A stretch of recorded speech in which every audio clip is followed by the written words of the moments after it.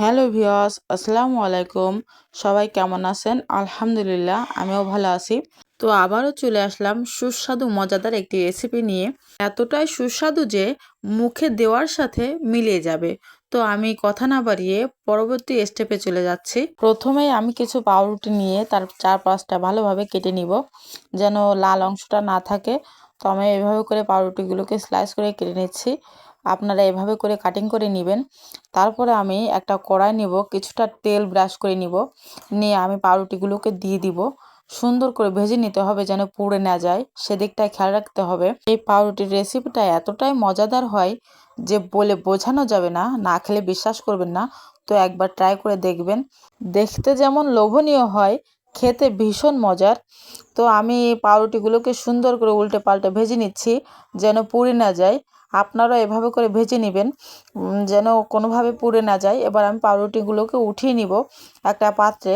তো আমি পাউরুটিগুলোকে উঠিয়ে নিয়ে একই কড়াইতে আমি 1 লিটার দুধ দিয়ে দিলাম, আর দিয়ে দিলাম কনডেন্স মিল্ক, আমার নিজের হাতে তৈরি করা এই কনডেন্স মিল্কটা।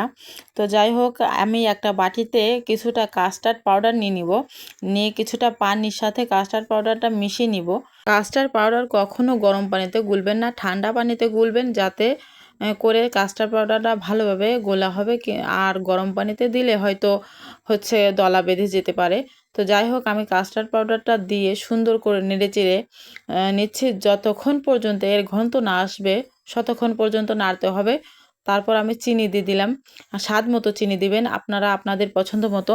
আমি আমার মতো করে চিনিটা দিয়ে দিলাম। আমি ভালো করে নেড়েচেড়ে নিচ্ছি যতক্ষণ পর্যন্ত এর ঘনত্বটা না আসবে, ততক্ষণ পর্যন্ত ভালো করে নেড়েচেড়ে নিতে হবে। কিছুতেই নাড়াচাড়া বন্ধ করা যাবে না, না হলে তলে লেগে যেতে পারে। তো আপনারা আপনাদের মতো করে নাড়াচাড়া করে দিবেন। যাই হোক, আমি পরবর্তী স্টেপে চলে আসলাম। এবার আমি একটা বাটিতে কাস্টার্ড পাউডারের মিশ্রণটা ঢেলে নিব। মিশ্রণটা ঢালা হয়ে গেলে আমি এক এক করে সে পাউরুটির স্লাইসগুলোকে সাজিয়ে দিব, যেগুলোকে ভেজে রেখেছিলাম। তো আপনারা আপনাদের পছন্দ মতো করে সাজিয়ে দিবেন। আমি আমার পছন্দ মতো করে সাজিয়ে দিলাম। দেখুন কিভাবে সাজাচ্ছি। তো সাজানো হয়ে গেলে আমি কাস্টার্ড পাউডার মিশ্রণটা উপর থেকে আরেকটু দিয়ে দিব। এভাবে করে দিয়ে দেবো। এতটাই মজাদার হয়, বলে বোঝানো যাবে না।